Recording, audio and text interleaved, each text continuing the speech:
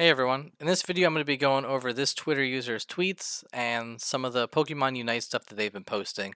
I think they're very interesting strategies and definitely stuff that'll help step your game up if you know that they exist. Also keep you ready in case somebody uses some of these things against you so you're not as surprised. So the first tweet here, let's just jump into it. These first four are going to be on the eject button. The last one's going to be on auto attacks. So you'll see something simple like this. The Snorlax kind of just disappears. And, it's probably because they made it over halfway through this object. It might be able to happen other places on the map too, who knows.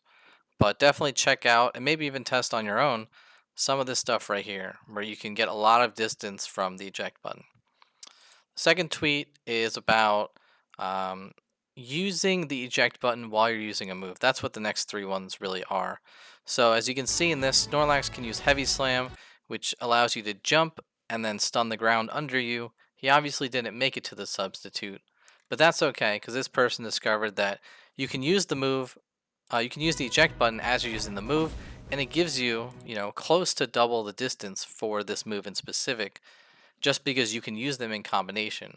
So if you want to see the frame by frame by how this works is he makes sure to get the full horizontal, then as Snorlax is falling, uses it to get the extra distance, which is great, a good idea. Something that can definitely help out your team, right? If you're charging into a fight, you know, that extra time of you just running a little bit here and here could be a huge difference. So definitely cool that they thought to even test this out. Another great example, Garchomp. He has this move Earthquake, which jumps up and down. So, in this instance, he had to use the eject button and then Earthquake so that he could get a stun on the people. But as you see in this GIF,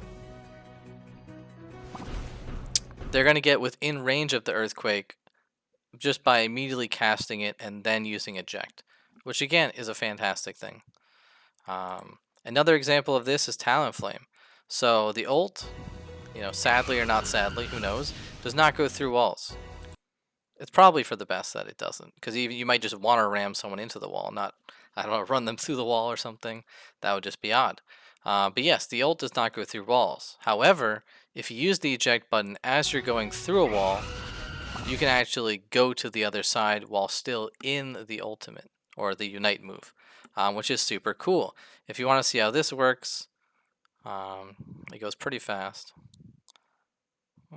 Yeah, so they're going to hit the wall on this frame, and they're going to, lose a couple frames here, which isn't really a big deal at all because the ult moves so fast.